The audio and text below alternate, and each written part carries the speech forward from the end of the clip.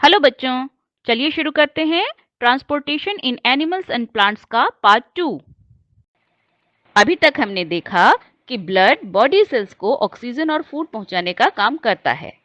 WBC, RBC और platelet cell blood में रहते हैं। डब्ल्यूबीसी वायरस और बैक्टीरिया से लड़ते हैं। आरबीसी में मौजूद हीमोग्लोबिन सेल्स तक ऑक्सीजन पहुंचाता है और प्लेटलेट्स चोट लगने पर खून को जमाने का काम करते हैं।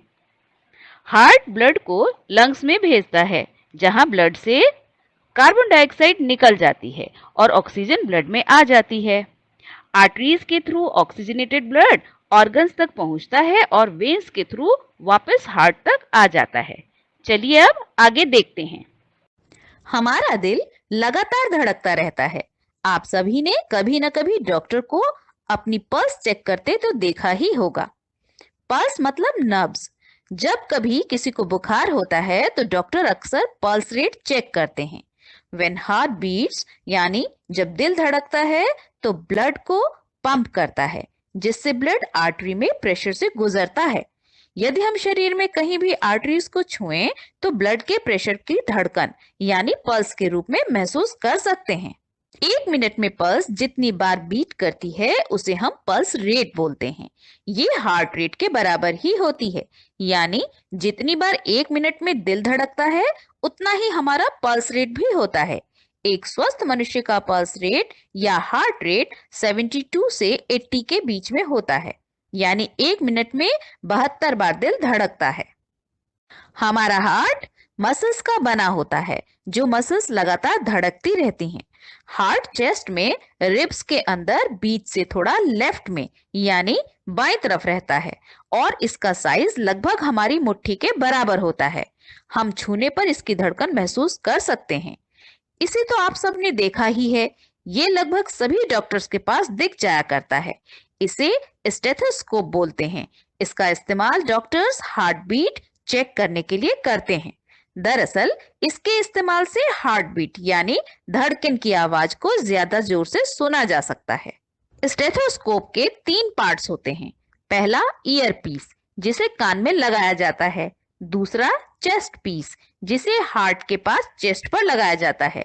और तीसरा पाइप, जिसके थ्रू चेस्ट पीस की आवाज ईयर पीस तक पहुंचती है। चलिए मैं आपको एक एक्टिविटी बताती हूँ जिसे आप अपने घर पर कर सकते हैं। यहाँ हम स्टेथोस्कोप घर पर बनाने का प्रोसेस समझते हैं। एक फनल ले लीजिए। फनल मतलब कीक। एक रबड़ का पाइप ले लीजिए जो फनल के नीचे के भाग में फिट हो सके। और एक बड़ा बैलून यानी गुब्बारा ले लीजिए। अब पाइप को फनल के नीचे के भाग में टाइट करके लगा दीजिए और बैलून को फनल के ऊपर के भाग पर फैलाकर लगा दीजिए, जैसा आप राइट साइड की पिक्चर में देख रहे हैं। पाइप का दूसरा कोना अपने कान में लगाकर फनल को अपने हार्ट के ऊपर रखकर आप हार्ट बीट को आराम से सुन सकते हैं। इससे पता कीजिए कि आपका हार्ट रेट कितना है। अब थोड़ी देर कुछ एक्सरसाइज कीजिए और फिर देखिए कि अब आपका हार्ट रेट कितना है। आप पाएंगे कि आपका हार्ट रेट अब बढ़ गया है, क्योंकि एक्सरसाइज में आपको ज्यादा एनर्जी की जरूरत होती है, इसलिए हार्ट ज्यादा ब्लड पंप करता है। बच्चों, यूं तो सभी एनिमल्स में सर्कुलेटरी सिस्टम होता है, जिससे सेल्स में ऑक्सीजन और फूड पहुंचता है और वेस्ट मटेरियल बाहर जाता है। पर कुछ पानी में रहने वाले जानवर जैसे हाइड्रा और स्पॉन्ज में ब्लड नहीं होता, पर इनमें भी सर्कुलेटरी सिस्टम होता है। पर वो काम कैसे करता है? दरअसल पानी में रहने के कारण इन जानवरों में वाटर से ही ऑक्सीजन और फूड सेल्स तक पहुंच जाते हैं और इसी प्रकार वेस्ट मटेरियल भी वाटर के थ्रू बाहर चला जाता है। इसीलिए इन जानवरों को ब्लड की जरूरत नहीं होती। अभी तक हमने सर्कुलेटरी सिस्टम में देखा कि सेल्स तक ऑक्सीजन और फूड कैसे पहुंचता है और कार्बन डाइऑक्साइड कैसे लंग्स तक पहुंचती है। चलिए अब समझते हैं एक्सक्रीशन इन एनिमल्स। एक्सक्रीशन का मतलब होता है वेस्ट मटेरियल को बॉडी से निकालना। हमने second chapter nutrition in animals में पढ़ा कि अनडाइजेस्टेड फूड इजेशन प्रोसेस में हमारी बॉडी से बाहर निकलता है। इसी प्रकार जब रेस्पिरेशन प्रोसेस में ग्लूकोज ऑक्सीजन से मिलकर एनर्जी रिलीज करता है तो कार्बन डाइऑक्साइड और वाटर भी प्रोड्यूस होते हैं, जो कि वेस्ट प्रोडक्ट्स हैं। इसके अलावा सेल्स के काम करने से भी कुछ टॉक्सिक्स निकलते हैं। टॉक्सिक्स मीन्स जहरीले पदार्थ जैसे यूरिया। इन टॉक्सिक्स को भी बॉडी से निकालना जरूरी होता है। कार्बन डाइऑक्साइड ब्लड के थ्रू लंग्स तक पहुंचती है और ब्रीदिंग प्रोसेस में एक्सहेलेशन के थ्रू बाहर निकल जाती है। इसी प्रकार वाटर और यूरिया भी ब्लड में डिसॉल्व हो जाते हैं।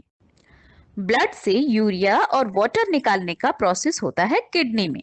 जब ब्लड कैपिलरीज के थ्रू किडनी टिश्यूज में पहुंचता है तो किडनी टिश्यूज ब्लड में से एक्स्ट्रा वाटर, यूरिया और अदर टॉक्सिक मटेरियल्स को फिल्टर करके वेन्स में फिल्टर्ड ब्लड को भेज देते हैं जो हार्ट तक पहुंचता है। जो टॉक्सिक किडनी फिल्टर करती है उसे हम यूरिन बोलते हैं, जो यूरेटर ट्यूब्स के थ्रू यूरिनरी ब्लैडर में पहुंचता है और वहां इकट्ठा होता रहता है। और लास्ट में यूरिनरी ओपनिंग जो यूरेथ्रा के एंड में होती है उससे बाहर निकल जाता है। Kidney, ureter tubes, urinary bladder, urethra को पार्ट्स ऑफ एक्सक्रीटरी सिस्टम्स बोलते हैं। यूरिन में लगभग 95% वाटर होता है और 2.5% यूरिया और बाकी बचे 2.5% में अदर टॉक्सिक्स होते हैं। कभी कभी आपने किडनी फेलियर के बारे में सुना होगा। किडनी फेलियर मतलब किडनी का काम न करना।